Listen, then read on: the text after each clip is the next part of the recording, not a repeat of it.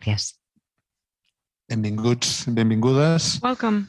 Gràcies per tornar a estar aquí. Thank you for being here again with us in this seminar to reflect on our basic income pilot scheme in Catalonia. As you know, yesterday we started this seminar. Today was very interesting, the content that we shared with experts such as Jürgen, Evelyn, and we also had the Secretary General of the Department of Presidency. We had Marc Balaguer, who's the director of Ivalua, myself. Then we also had with us Luis Torrents, Jordi Arquerons, who explained the potential funding for the basic income in Catalonia. And then we also have the presentation by Bru on the need or not to continue deploying pilot schemes around the world. Today, as you have seen in our agenda, we also have 3 sessions, 3 roundtables. And now I will give the floor to Bru, who will explain what they are all about. And that's all. Thank you. Thank you for being here, and see you later. Thank you all again for your participation yesterday and today. As Sergi said, today we have 3 roundtables. The first one on the experimental designs. The second one will be on the implementation strategies, and the third and last roundtable, the impact assessment strategies. We have changed the 2 tables because the 2 speakers that had to take part in the second roundtable, well, they are in America, and so we have changed the hours to allow them to sleep a little bit more. That's all. Thank you. So the purpose today and yesterday is to share what's being done globally, to see the evidences generated by the different pilot schemes and the different experts, so that this can be helpful to our project. So I'll stop here. Now I will give the floor to the moderator of the first roundtable.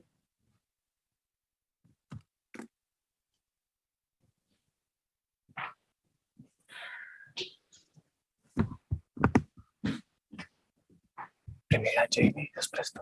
Vale. Hola, bon dia a totes les persones assistents. Hello to everyone, to those of you here and those following us from home. After this introduction, we will start with the first roundtable. We will be discussing on the basic income pilot scheme design stage. That's when the funding and also the amount is determined, and also that's when the compatibility is assessed, and also the expected effects that we want to analyze for the scheme. So this design part is key. We have with us Leire Rincón. She is a postdoc researcher at the Humboldt University in Berlin, and she has a PhD from the University of Barcelona. And on the other side of the screen, we have Jamie Cooke. He is the director of the Royal Society for the Encouragement of the Arts, Manufactures and Commerce in Scotland. And before we get started, I would like to share with you some potential questions for our discussion. So we're talking about the design phase. So what is the process that we need to follow for this design? And the agents that are not scientists, should they take part? The sample for the pilot scheme should be a specific group of people. If yes, what are the implications? What are the effects of the fact of focusing on a specific group of people? About the amount, What is it a basic income? What do we mean by basic? Should this be linked to the poverty threshold? Should it be above it or below it? About the type of experience and experiments, what are the advantages of a randomized control trial or a saturation test? When are they more convenient? And in a basic income pilot scheme, which has to be the compatibility with the current benefits. That's all from me. Now I will give the floor to our speakers. You have around 20 minutes, okay? First, we had to have 3 speakers, but one speaker couldn't make it because of a health reason. So we only have 2 speakers. You have now 20 minutes. We see now Jamie Cooke on the screen. So we'll start with you, Jamie, and then we will take questions from the floor, from the audience, okay? So Jamie Cooke, you can start when you want. Thank you. Vale, pues d'acord. Suposo que quan estigui connectat el veurem aquí. I guess that we will be. Morning, everyone. Very sorry to be joining you from a distance over here in Scotland, but fantastic to have these opportunities for discussion. And particularly, I think, from obviously how much interest and connection there is around the basic income discussion around the world. And I think here in Scotland, we've had a really fascinating process to explore within that. I should say, really, from my perspective, my focus in my work is really around policy, around public engagement, rather than being a researcher myself. So I'll probably focus more in on our experience of the engagement with the wider population, with politicians, with civic society in Scotland, and perhaps what that offers around some of the spaces for developing basic income pilots and experiments. And indeed, I suppose, to what extent they are desirable in every context.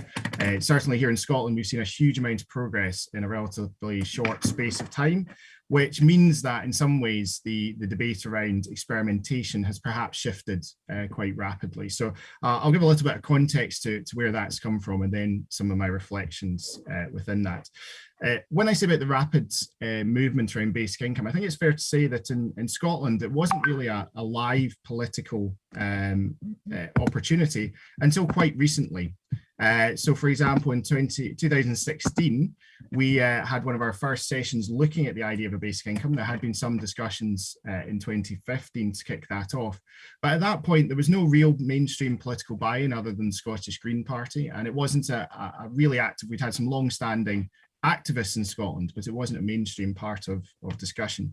And we saw over that next year a rapid development in terms of interest, and in terms of interest of experimentation with the idea, which was largely driven by civic society, so by charities, think tanks like the one I work for.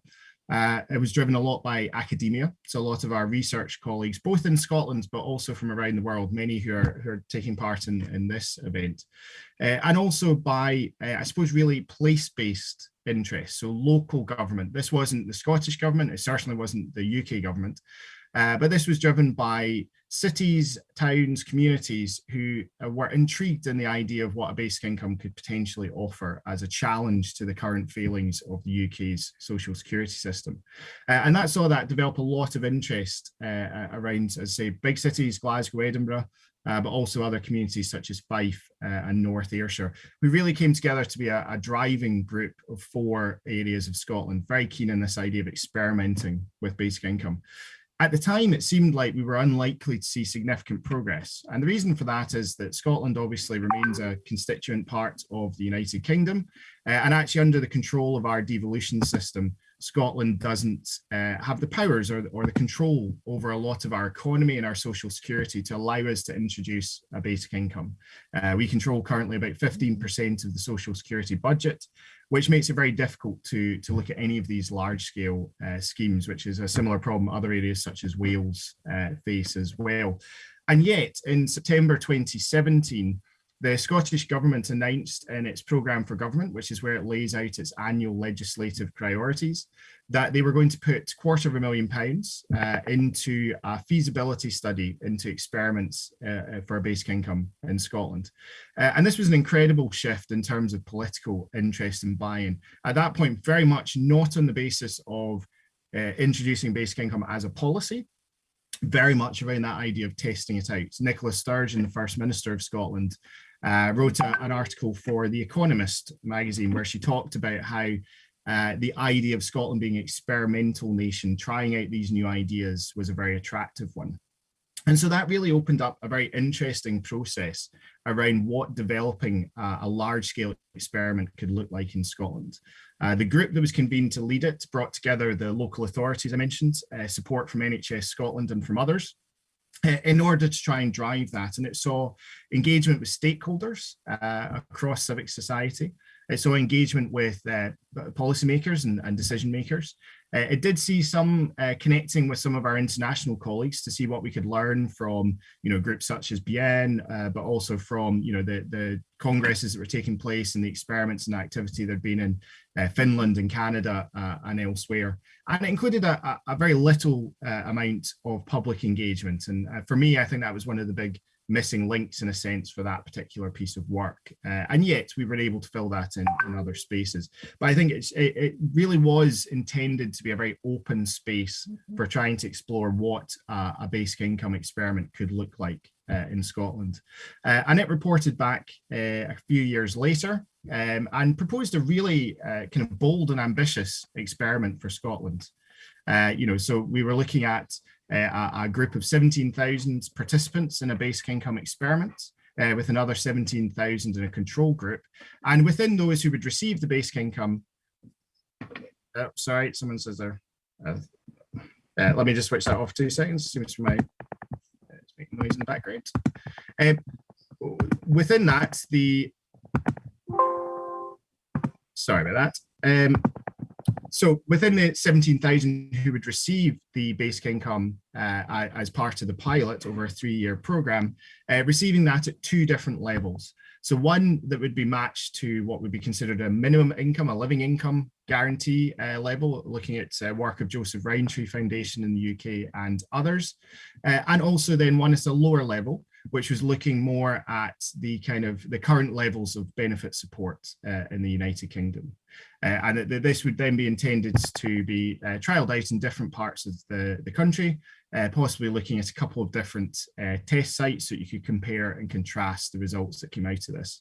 As part of the process, there had also been economic modelling carried out by the Fraser-Vallender Institute at the University of Strathclyde, who tried to look at where they saw some of the potential funding for a basic income scheme for Scotland come from. Now, again, due to the model that Fraser-Vallender use, they very much focus on what currently exists, not what might be able to exist. And so the focus was very much around paying for a basic income through income tax and existing taxation methods, whereas I think a lot of us would look at new and different ways of raising some of the revenue that would be required for that scheme. But it was a very bold, it was a very ambitious suggestion for an experiment. And it ran into several challenges, which I think are always important to acknowledge. And of course, some of which are particular to Scotland or to the UK context, but I think some which also offer wider learning that we can bring to other contexts. So as I say, obviously a fundamental challenge for the Scottish context is around the powers that we have under devolution. Even to deliver an experiment around basic income can be incredibly challenging when you start to interact with the existing social security system, universal credit, the potential ethical issues of people joining a scheme that you know is going to finish, and therefore whether that impacts on their ability to be part of going back into the social security scheme if they require that at the end. Challenges around obviously the interactions with the tax system. Again, Scotland does have some limited control over tax raising powers, but there's a lot of interaction with the money that comes from the UK government that raises challenges around how you would fund an experiment, let alone a main actual policy. And I think the experiment itself was costed roughly at around £180 million to deliver over the course of its time, which would include the building, the capacity building, and the evaluation at the end, as well as the 3-year scheme. And also politically, very significant challenges. So the United Kingdom government had expressed their opposition to basic income as a policy and their ongoing commitment to universal credit as a social security policy. which therefore makes it very challenging to see how you can bring the political support on board with what's happening there. So it did put it in a very difficult situation of being able to outline the possibilities of experimentation on a large scale, and yet seeing it very difficult to take that forward. Of course, the other major impact that we saw during that time was that by the publication of the final report in 2021, we had seen the impact of COVID and the COVID pandemic hitting. So that shifted the political debate in Scotland, I would say, by at least 5 years.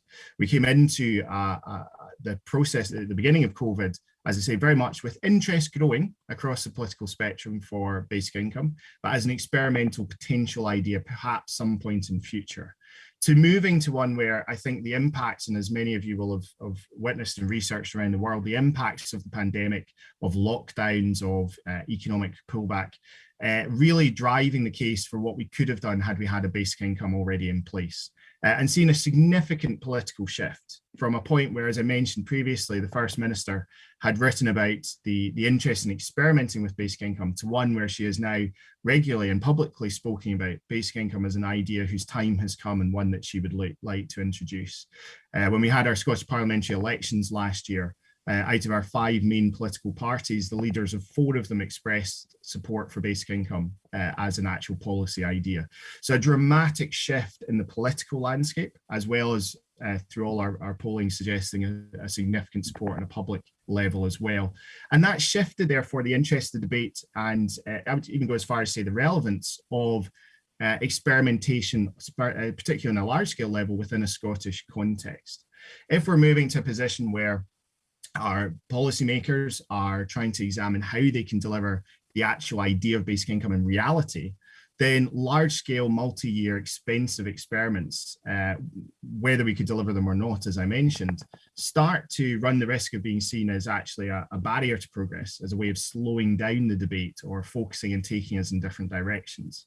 And I think the fact that the work in Scotland has always looked to have such a global connection with partners and those who've been trying work in other parts of the world has meant that we know there is a lot of data and evidence out there already. And so that's something that we can tap into without the need necessarily to fully go down the route of another large scale experiment. And so I think that question of experimentation in Scotland has shifted quite dramatically. But I think one of the recent developments that has I suppose opened up an additional layer of discussion, and I think feeds back some of the questions that we mentioned we might explore over the course of this morning, is the recent developments in Wales. So I'm sure many of you will have seen that the First Minister of Wales, Mark Drakeford, has committed to carrying out a pilot in Wales. Now, the Welsh government are at great odds to ensure that we see it's not a basic income pilot as such, but looking at using direct cash payments to young people leaving the care system as a small scale targeted pilot of what would happen if you start to give people that regular access to unconditional money.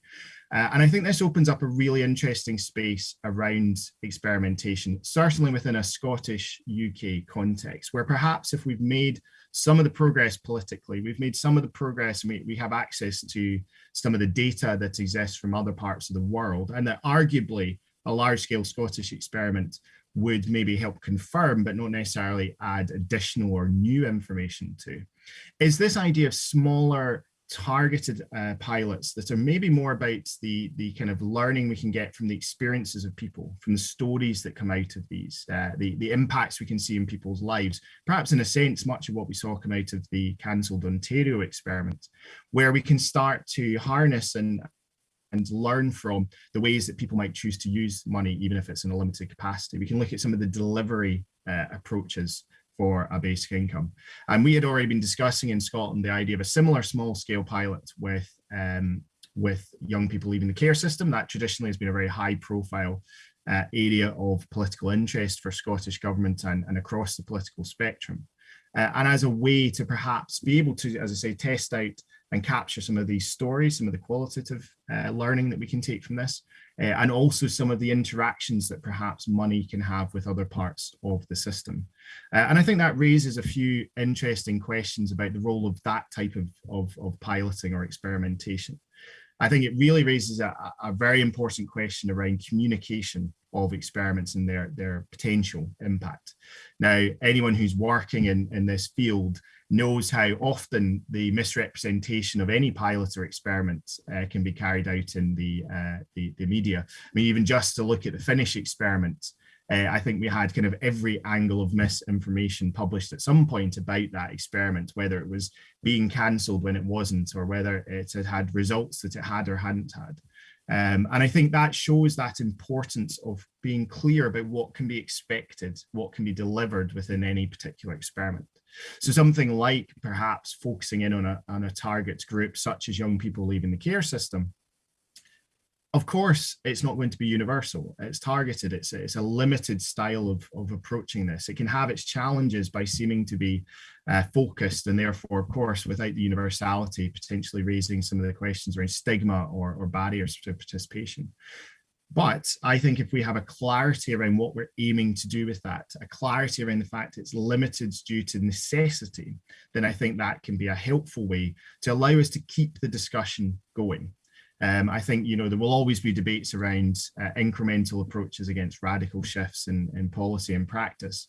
But I think at this particular stage, certainly in a Scottish context, where, as I say, we lack the legislative and economic powers to fully implement a basic income, being able to take some of the steps towards it, as long as we have that in a clear manner and a very honest and open manner to people, I think can represent a very important space for us to start to explore some of those interactions and benefits.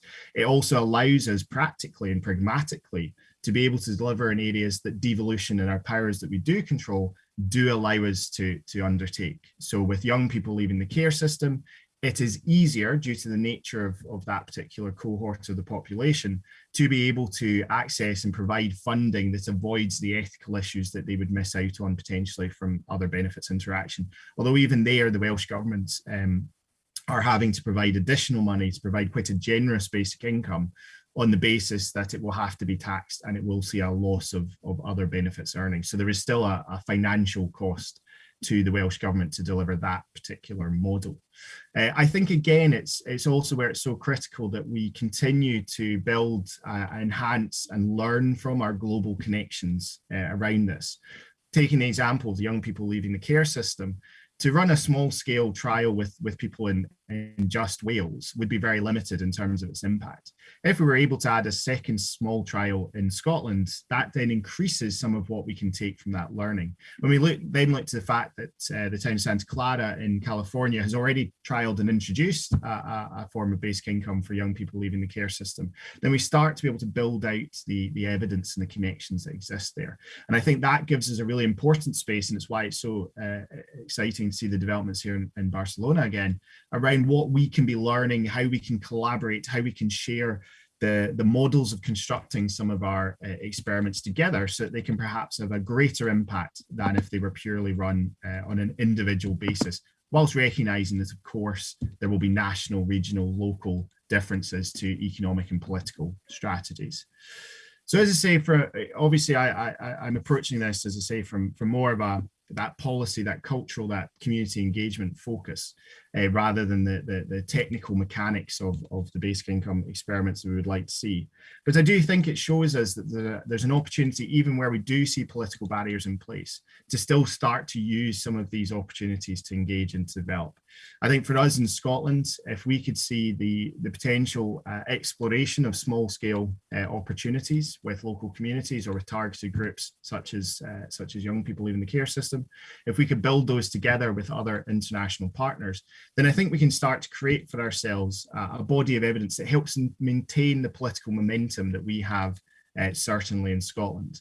And whilst we do our best, I suppose, from the basic income perspective, to keep as much as we can politically and constitutionally neutral, I think the fact that the debate over basic income is now moving to a point where, if there were to be a second Scottish independence referendum, I think there's a very strong chance that the concept of a basic income as a foundational policy to an independent Scotland really does show where the benefits of the debate of that feasibility study, the learning from our global partners, and from the civic and academic and political engagement that we've seen over the last few years has helped to shape a really powerful space that hopefully can drive debate and opportunity in Scotland, but also contribute to activity in other parts of the world.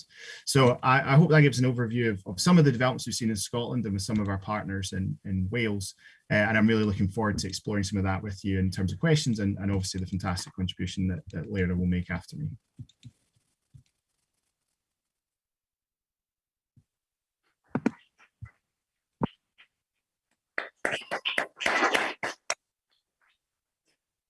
Gràcies, Jamie, per la intervenció.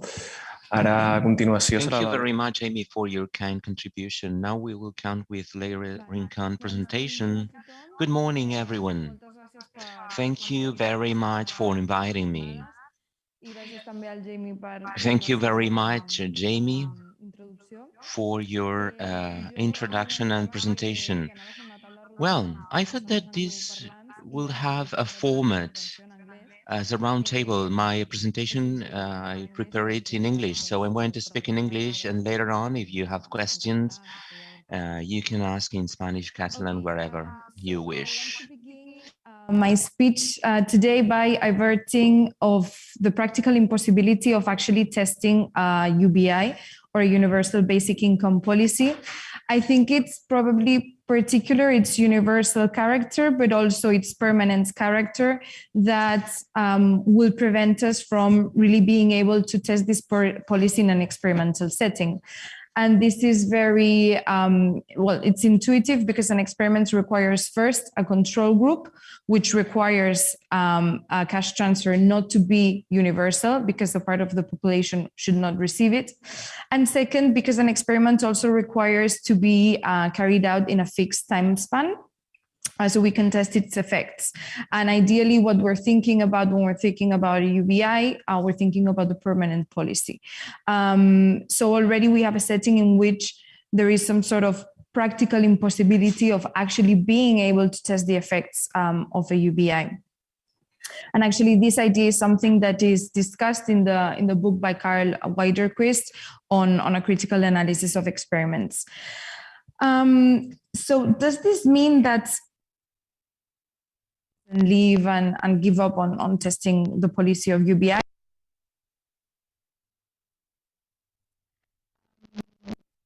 So I think that experiments should or can provide us with a lot of useful insights of how a UBI could work. And in fact, what this means is really we need to be really conscious about the limitations of the knowledge we're going to get out of these experiments or pilot projects. But also it means that we need to adjust our design to be able to learn as much as possible from these experiences.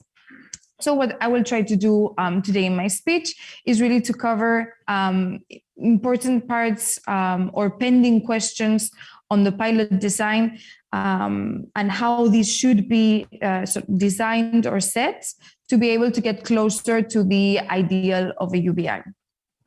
So to do so, I will speak about some of the open questions that Guillem just raised, and that they're open in the design. For example, the sample that we should use, how we should select the sample, but also the control group, the question of universality, and the question of the conditionality towards recipients. So I'm going to start with the sample because I think this is going to be the most sort of polemic points that I'm going to raise today. So currently we have two types of different samples that on the table. One is having two municipalities which are exactly the same size, and the other is having one municipality which is slightly smaller and another municipality that is larger. And I think already this is a very good setting to kind of get closer to this universal effect. Or the effect of universality and having a whole population that receives a cash transfer, or a UBI in this case. But what I will propose is having one municipality and one sub-area of Barcelona, of the city of Barcelona. I will now argue in detail why I would propose this experimental setting, but I think the key sort of overarching argument is to provide contrast in the context. So to provide two very different settings and be able to learn about how these different contextual characteristics interact with cash transfers, to provide different community effects. So as I said, or as I'm already sort of hinting, the first important reason why I think we should include a sub-area of Barcelona is because one of the objectives of the pilot is to test these community effects. So we're interested in knowing not the individual level behavioral changes, but what happens at the community level. And of course, theoretically, it's intuitive to think that particular characteristics of the context will mediate in how cash transfers translate into particular community effects. So when I'm speaking about these contextual factors, I'm speaking about the social capital, labor market opportunities, entrepreneurial opportunities, access to infrastructure. These are all very different between smaller municipalities and the city of Barcelona. So it's reasonable that we're going to find very different community effects in these two different settings. So if we're looking at the alternatives that we have, so having a smaller municipality and a slightly larger municipality, it's likely that these contextual features that I was speaking about will not vary as much. So it's likely that these two different settings will only vary in the number of recipients and not so much in the important contextual factors that will then determine what sort of community effects we're going to have. So in this sense and overall, I think that including a sub-area of Barcelona will bring a lot much more diversity and will be able to speak also more broadly to the Catalan reality. So in this sense, I wanted to speak about this potential of speaking to the reality of Catalonia, which I think is also a very important reason why we should include a sub-area of the city of Barcelona.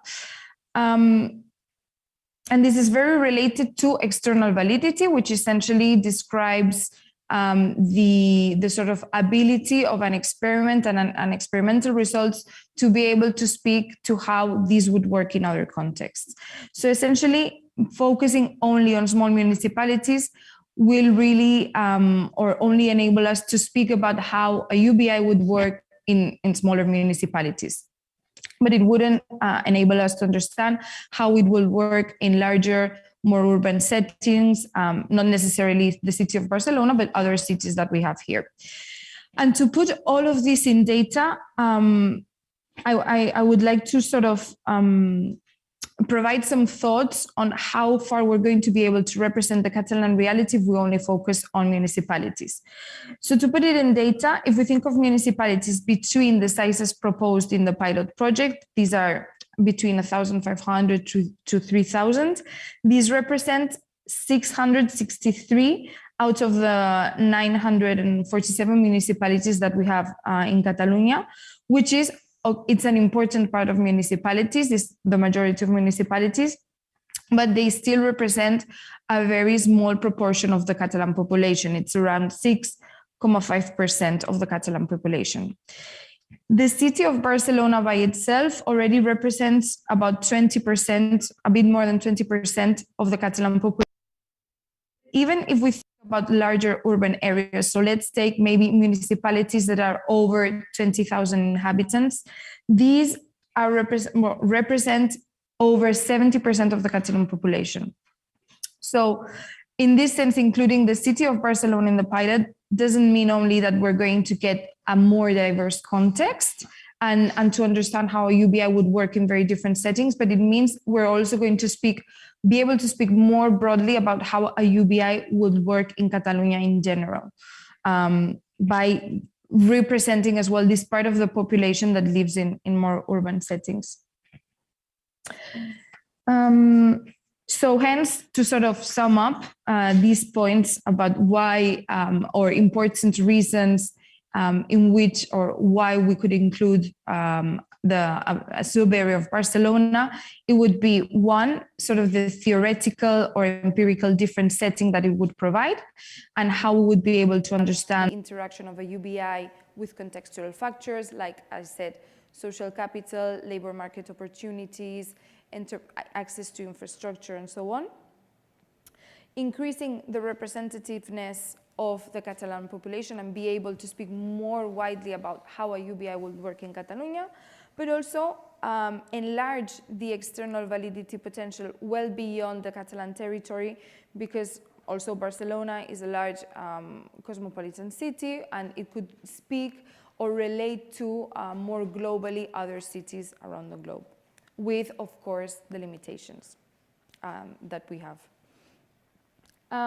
So overall, I think this is also a very challenging strategy, because it's not easy to decide which sort of sub-area of Barcelona to decide upon or to pick.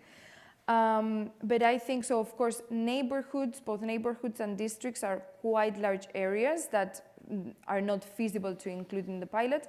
But I do think that we have a broad range of smaller census areas that we could use. Even we could consider 2 smaller census areas within Barcelona. And this could provide as well interesting variation across the different sort of areas that we have within the city. So I'm now going to leave behind this polemic point that maybe we can discuss more in the discussion session. And I'm going to speak now about the remaining points on the pilot project design, which is about the control group, the universality, and the requirements of recipients, and this question about whether they should be allowed to emigrate or not. So about the control group, I think this is a very important point that sometimes we sort of overlook.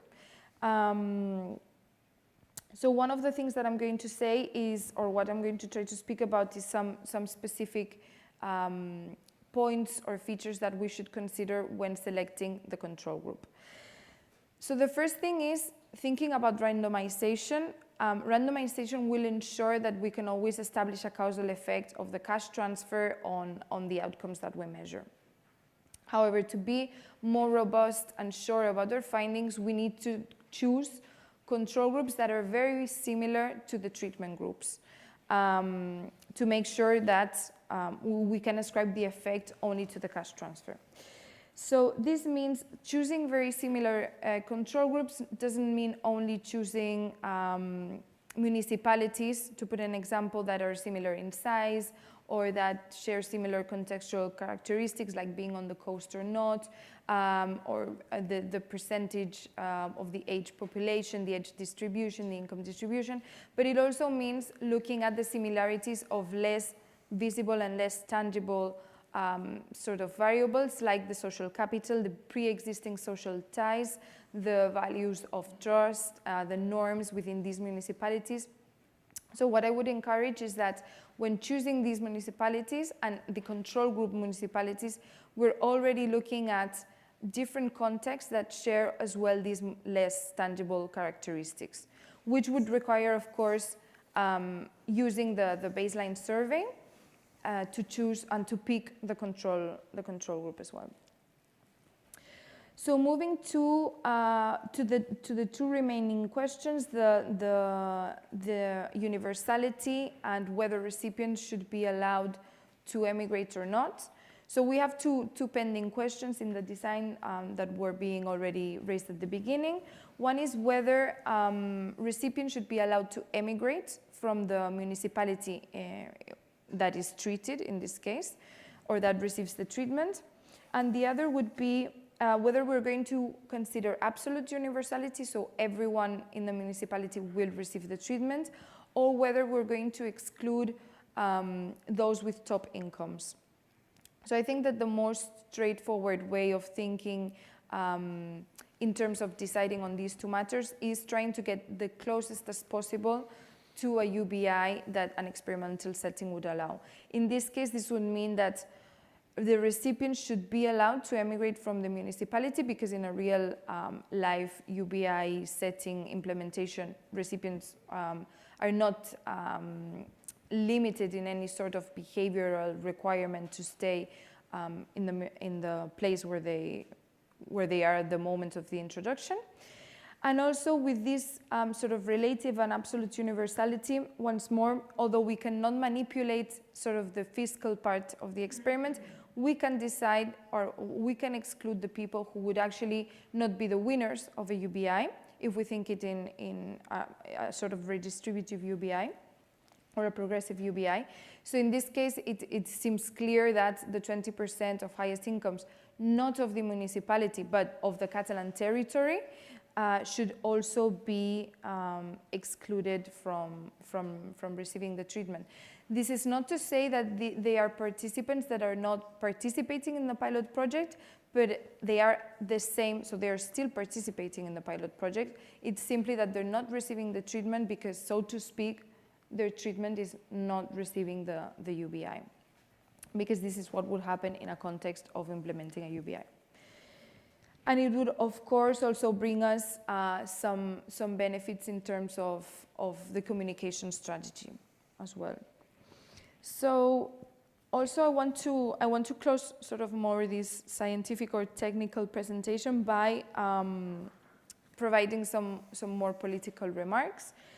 So field experiments per se are scientific tools, but we know that at times they're also used, and also depending on where they emerge from, they're used as sort of political strategies to promote the idea of a UBI, and also to inform policy implementation. So they seek to have a policy impact, like we were discussing yesterday.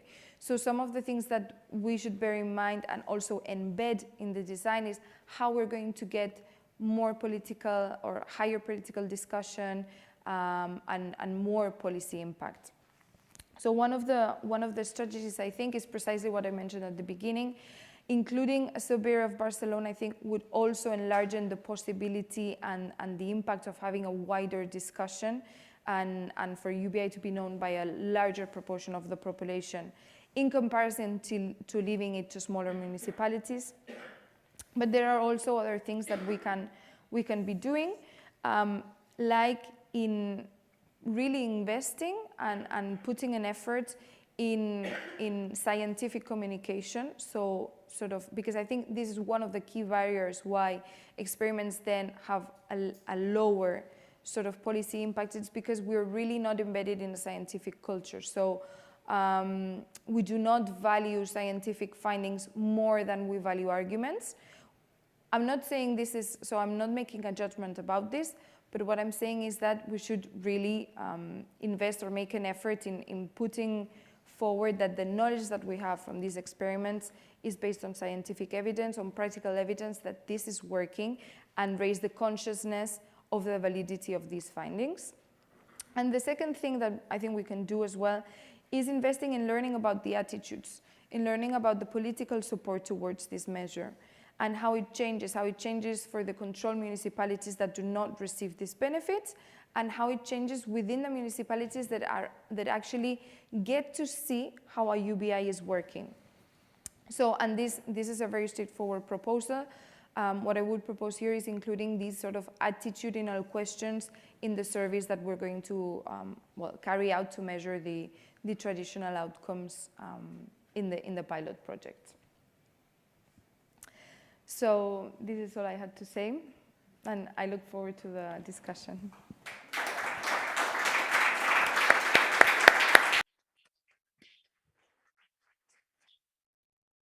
Molt bé, doncs encara tenim uns...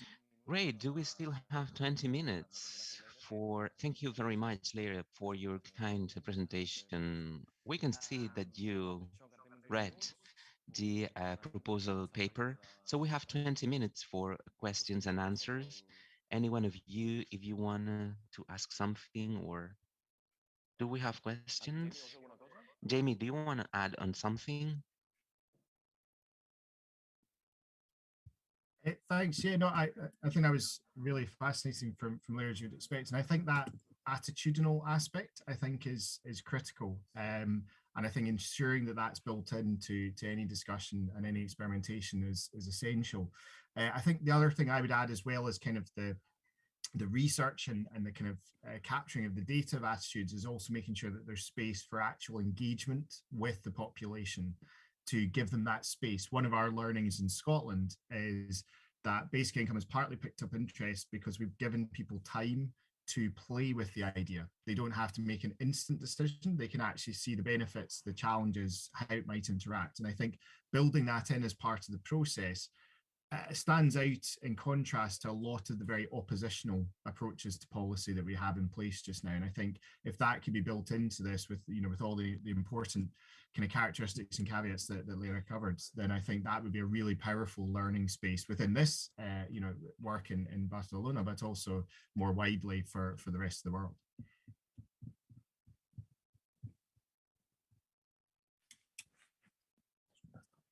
No.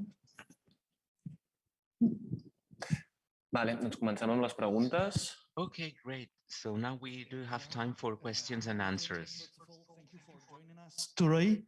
I'm going to ask you in Catalan. Volia preguntar-te al principi... I'd like to know, at the beginning of your intervention, you talked about the influence of the Finnish pilots in Finland, right? I'd like to ask you about a technical issue of the experiment that you had in Finland or maybe in other places that had a bigger impact when you designed your experiment. What is the most important aspect that had a bigger influence in your experiment, okay? And another question for Leire. I'd like to ask you something. Well, I will share with you this recommendation and this suggestion that you made. I think that it is very appropriate how to test the experiment in a much more urban area with more population. But I do fear that due to limitations of our pilot, we were talking about 5,000 people, right? If we think about 2 municipalities and we do pick a small municipality around 2,000, 3,000 inhabitants, and later on, we want to put into practice the experiment in a neighborhood in Barcelona or in a bigger city, I do fear, and I'd like to know what's your idea about it.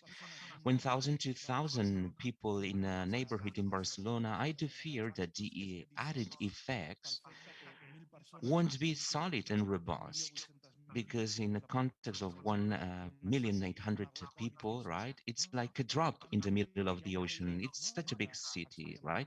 There is kind of a trade-off when we are experiencing in a smaller context, in a smaller municipality, right?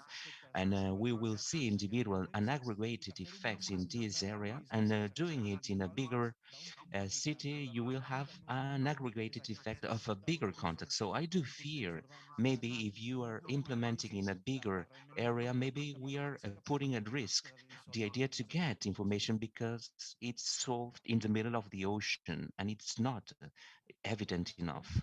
Do you want to answer, Leire? Okay. Before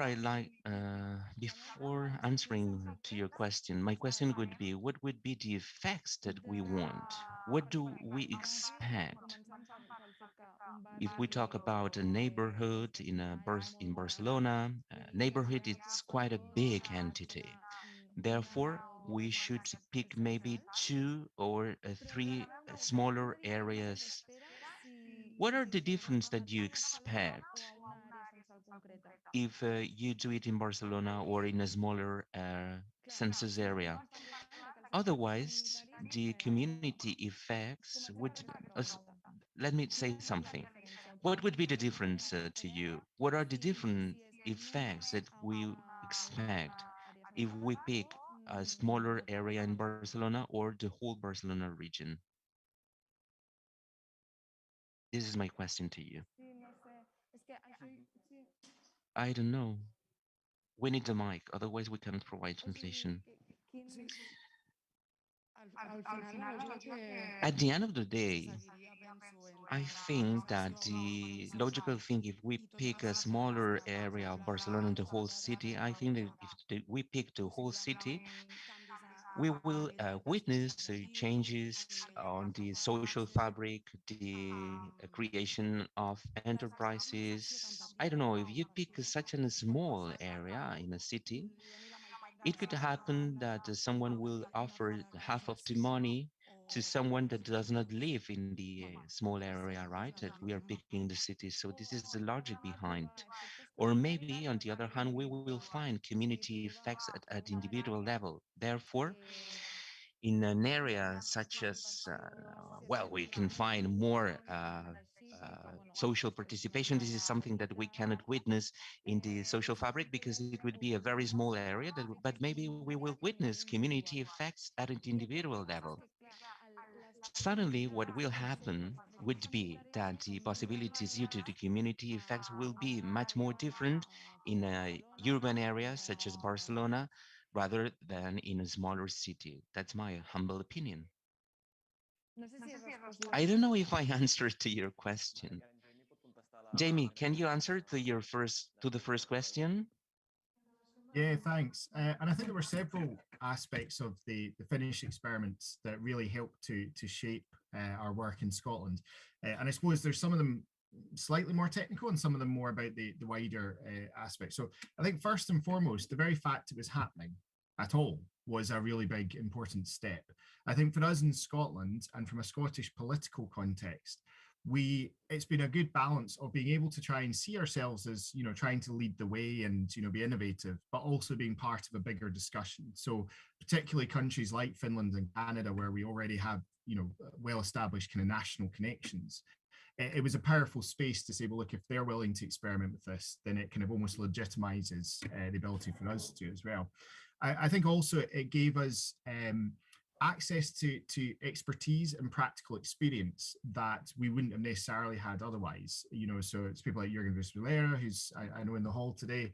We were able to tap into his experience of working alongside that pilot with many of the partners involved to help shape the Scottish dimension. And that meant that it wasn't happening in isolation. It could learn from some of the positives and the negatives that had taken place in Finland and in other parts of the world as well. So I think they were very important for the kind of legitimization of the idea of taking this forward. I think from the kind of more practical, almost technical sides, I think one thing that it definitely pushed was a very strong focus in Scotland on the need for both a build-in period of capacity building, that you can't just drop an experiment of this nature on people. You need to help prepare them for what it's going to mean, what's going to be involved, what they might be able to do with this.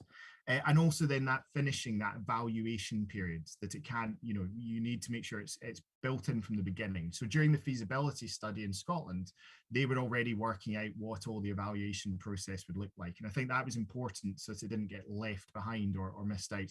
And also from an ethical perspective, builds in that tapering period as you take something like basic income away from an experimental period and therefore the impact that can have on people. I think also from a technical perspective, there was a drive. Now, the recognition was it would be very difficult to do this, but I think overall it pushed the support in Scotland much more towards a kind of saturation place-based approach rather than a targeted, specific cohort approach. And what I mean by that is I think there's a lot of interest in Scotland around those community impacts that we've talked about. So what would happen in a town if you gave everyone a basic income, for example, whereas by the nature of the Finnish experiment, the participants were spread across the country, didn't really necessarily have any interaction with anyone else. So I think that shaped a lot of the interest around how we would ideally develop an experiment in Scotland. And just finally, I would say, going back to what I mentioned in my contribution earlier, it also reinforced for us the importance of a media strategy, of communication, of getting your messaging out there. In Scotland, I had to do a lot of media work to respond to misinformation about the Finnish experiment. And so that was just in a Scottish context, let alone a Finnish one. So again, it showed that, anything we were going to develop in Scotland needed that clarity and honesty. Going back to Leire's points about practical impossibility of testing UBI, well, that's okay, because we're going to be clear about what we expect and what we don't expect. So I think that helped to focus in the media and political engagement. I wouldn't say perfectly, but certainly in a more nuanced and advanced way than perhaps if we hadn't been able to watch what had happened to our colleagues in Finland.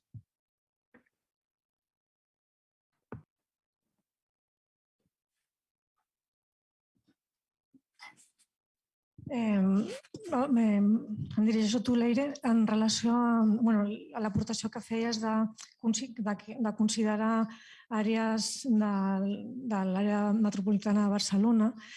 Això ens ho vam Another plantejar. question for Leire, something that you thought and you said in Barcelona. We talked about it in our office. Ja són vàlides i de fet hauríem de tornar a discutir per... So these are valid reasons, and we would need to reflect more on that, to agree on that. But one of the points is that when we take this registry areas, would make it more difficult for us to see the aspect of belonging in these people. And this would be different. For example, if we apply this to a whole community, would be some solidarity bonds to emerge. And now we see that in the neighborhoods that have more population at risk of poverty, what we see is that this population that is just above the thresholds, so that those that are eligible for getting these guaranteed income benefits, sometimes there are some incompatibilities, and they say, well, my neighbor doesn't work, he's not contributing anything, but he gets the guaranteed income. Whereas I have a job, or maybe I have more than one job, I need this help because with my salary, I can't make it the end of the month. And so there is kind of this feeling amongst people. So in the Barcelona region, metropolitan region, I mean, of course, we would need to determine how we define this area, but I don't know.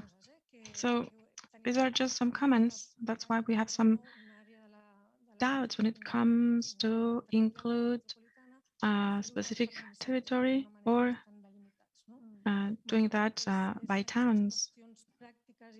So these are some practical questions that really we are not sure about. And I believe that your arguments are really valid, and maybe we should consider again how to include them. But how? Because I think that the census area is quite limited. So we wouldn't see those aspects related to the neighbor community. Well, that's what I said at the beginning of my presentation. There isn't any ideal design. And we start from the point that it is impossible to experiment everything, okay? So each option will have their limitations. But the reasons why those dynamics happen, what you said with my neighbor or other, this can happen also in a town. Maybe this will be less evident, but if people have contact with other towns, or more generally, why this town is different than this other town. So there are always spaces for that type of arguments, I believe. Then about the belonging part or aspect, I don't know if you want to start from this ownership sense and then try and see what happens in a context where there is or there isn't this sense of belonging or ownership. And then depending on the infrastructures, the resources, and all the community fabric, if it's there or not. Because, of course, from a more scientific point of view, that will be interesting to see what happens later. Instead of, because at the end of the day, we want to know how the basic income works in different contexts. not just in the places where there is this ownership feeling or sense, where one town or population is well delimited. But maybe, well, this would be for another day, for another discussion.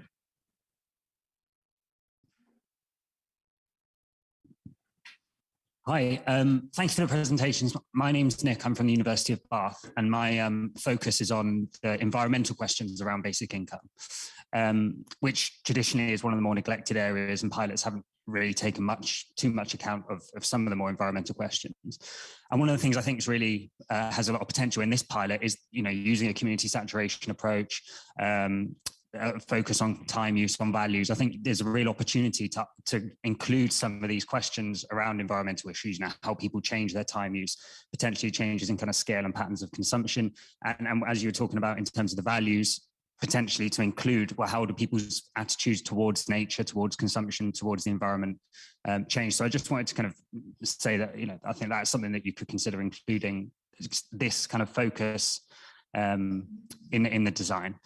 And then the only other point I wanted to make quickly was kind of regarding what Jamie was saying in terms of including a kind of the engagement of the community in the pilot. I also work on a pilot project in India called Work Free, which is also taking a community saturation approach. And we also have community engagement kind of workers who are working closely with the community in order to kind of identify the challenges that they've got and how they can use the opportunity provided by the basic income to kind of work together as a community to kind of increase their need satisfaction and those kind of things. And so I think it's a really good point, and something that we're doing, and I think would be really useful here as well, is just we think that it's kind of the money creates the time, and then the community engagement creates the space for people to kind of think about their own problems they've got in their lives and how they can potentially work together to change those. So yeah, it was just those 2 points I wanted to make. Could I jump in there just very quickly? I think excellent points there. And going back to the previous around the kind of, this disconnect around communities or neighbours or towns. I mean, we saw that straight away in Scotland. As soon as you said we might try it in this area, you have a number of other areas saying, why are we excluded from this process?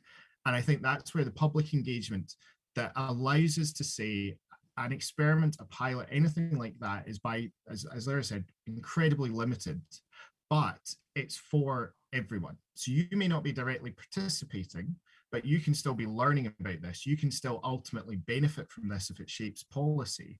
Then it gives people an ownership that goes beyond simply being, if you're in the pilot, if you're in the experiment as a test case, this is yours. If you're not, go away and leave us alone. And so I think that creates a bigger space for us to really drive that public engagement aspect and to allow people to see this as steps along the way rather than the be all and end all them or an end result in themselves. And I think that perhaps doesn't take away from, we will always have, the community engagement, the community concern about why this town's getting it and not this one, but it does allow us to shape it. I think also that point of time, it goes back to what we were saying around allowing people the space to play with the idea. So when we would talk to people about basic income in Scotland, a lot of the time we receive a positive initial response, which is great. You do get people who say, but I know my neighbour would spend that on alcohol or wouldn't work hard enough. When you give those people a chance to play with it, instead of saying you're wrong because the data shows you're wrong, actually they can also think of numerous positive examples, and what they want to explore is what additional support or services is needed to make the policy as effective as possible. Likewise, people who may be very positive can still think about concerns that they have within this. Working with young people leaving the care system, they can see the potential of a basic income. They also have skepticism about politicians and governments to actually deliver it in a universal, unconditional manner. So I think that time and that wider engagement really allows us to try and broaden the public support and buy-in to the concept as a whole.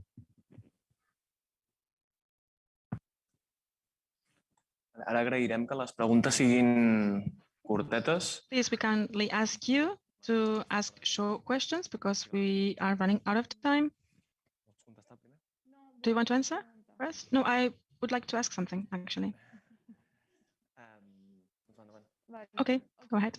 So my question is on just what you mentioned. How do you do this? Like, how do you create practically, I mean, this feeling of belonging to the pilot, even if you're not a recipient of the policy?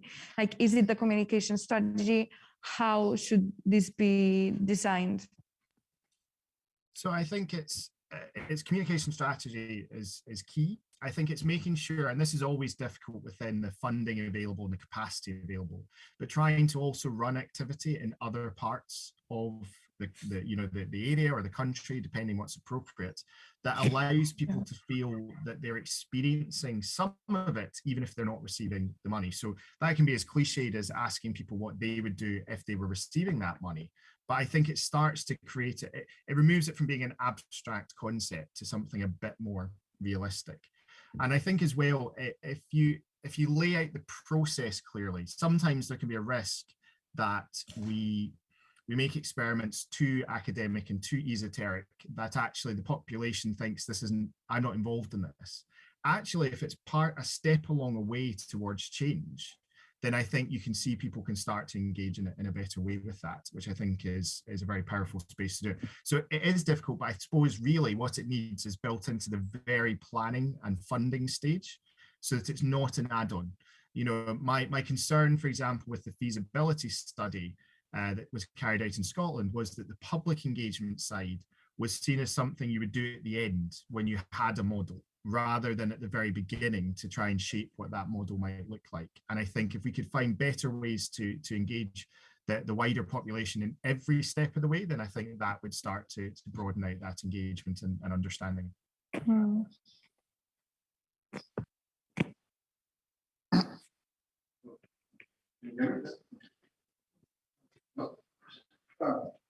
No, yes, okay. I had a question or sort of a comment on Leire's kind of paper, but I just wanted to respond to this very point that you know, between the discussion between the two of you. When we talk about community effects with basic income, I think we sometimes confuse two very, very different things.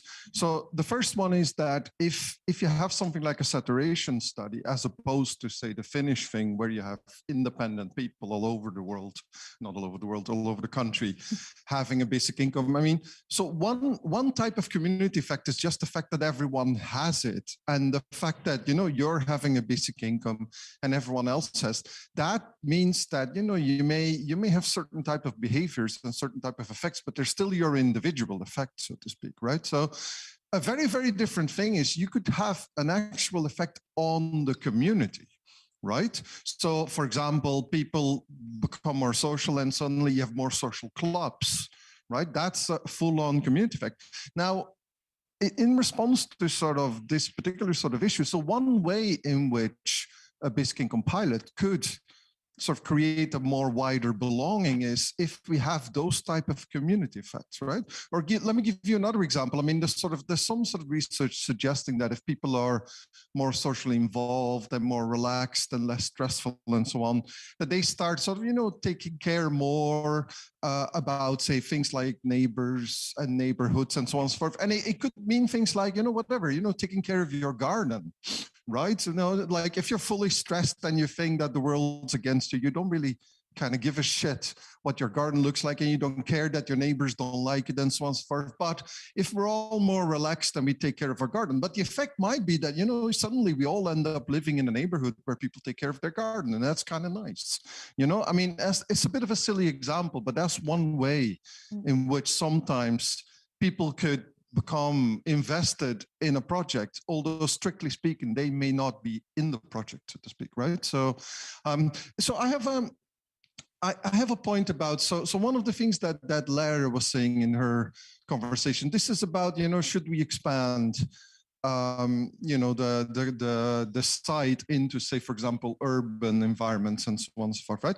And I'm very ambivalent about that, and I sort of keep changing my mind on this, because on the one hand, she's absolutely right in that, you know, there's a huge difference between urban environments and smaller communities and so on and so forth. And it would be really, really interesting to explore this diversity. And, you know, there's all sorts of stuff we want to know. But I think sometimes I think there's two things we want to be careful about. We want to be careful about not being too ambitious. I mean, every time I've seen this, you know, early conversations in Scotland and in Ontario and various other things, and in Finland and maybe here now as well. In the very early stage, everyone is thinking, what can we do? And we all kind of want to do a lot. You know, we want to look at all sorts of effects, and then there's this diversity and that diversity. It would be great if we knew this and this and that. And before you know it, you get these extremely complicated, very, very difficult type of sort of projects. And then at the end of it, you know, this becomes really, really problematic. And I think sometimes it might be worthwhile thinking about really paring it down and saying that one of the things that we don't really have is a sort of a full-on study in one community that really, really digs deep, so to speak. A bit like what they did in Dauphin in the early Mincom experience, right? It was just one community, but you can learn a lot from that. You can learn a lot from the, you know, the sort of relations, the sort of effects we can have, you know, if this runs in one place for a couple of years. And then we can sort of think of how would that play in other environments. Do we, strictly speaking, have evidence of that? Well, no, but we may have very solid, good reasons to think that if something happens this way in this community, do we have reasons to think that this might be able to generalize and so on? So it's part of a story. And to the political point of that, I mean, again, I like what you're saying in terms of including Barcelona may give you more buy-in and political buy-in and so on and so forth. But if, for example, if you think what's happening now in Maricá in Brazil, so that's an ongoing policy which is being evaluated, right? If you talk to the people who are doing the evaluation, like Fabio Waltenberg, for example, he now has a lot of interest from other communities and a lot of very, very different cities from Maricá who are interested in what's happening there. They're all looking at what's happening there. That's one community, you know, 250,000, 300,000 people, which, you know, in Brazil standards isn't that much, right? I mean, these are huge places. So, but that's one place where basic income is happening now. They're doing a lot of studies. They're looking at all this. It's ongoing. But there's a huge interest apparently around the whole country and in fact around the world of what's happening there. And that's just one place, right? So in a way, I mean, on the one hand, I like this idea of the diversity and it'd be really, really interesting if we can do all this. On the other hand, maybe there is something to be said for keeping it simple and really, you know, really exploring really, really very well what happens when you introduce basic income in one community, but in a way that in a way hasn't been done before, which is the proper full-on saturation, right? Gràcies. Si algun dels ponents voleu contestar. Thank you. If the speakers want to say something, but very quickly because we have run out of time. Okay, now we have a coffee break. And I don't know, Leire or Jamie, do you want to add a very last thing? Yes, very quickly. Yes, Leire. I fully agree with this sort of keep it simple. And I think we have an example here of what happens if we don't keep it simple. But so the thing is that the current simplicity model of 2 municipalities, I think the fact that having 2, so doesn't add much, 1 or 2 in terms of, so this is why I was suggesting, okay, adding or having a very different setting. Another question would be if we use a municipality of 5,000 individuals, that is different, but already the number, having 2, I don't think is a big value added to having 1 and a very different area. But in any way, like I fully agree, and I'm also ambivalent myself on thinking about this. But also one trick I think to keep it simple is having wherever we're doing it, the correct number of or a good number of recipients. So having the minimum number of recipients to be able to sort of find something significant. No? But Yes. So you have a fourth proposal, having only one community instead of two. Yeah, so that's exactly it. So I think in a way you're absolutely right. Sharing it to the two communities might not, what's really the point of that? And then you would be right. So one solution is to go to urban. Another solution is staying with one, spending it all there, and really have the large, the full investment into that one community. Vale, doncs moltes gràcies a en Jamie. Okay, thank you so much. Thank you, Jamie. Thank you, Leire, for your contributions, and thank you to the participants. And now we have a coffee break, and we will continue our discussions. Thank you.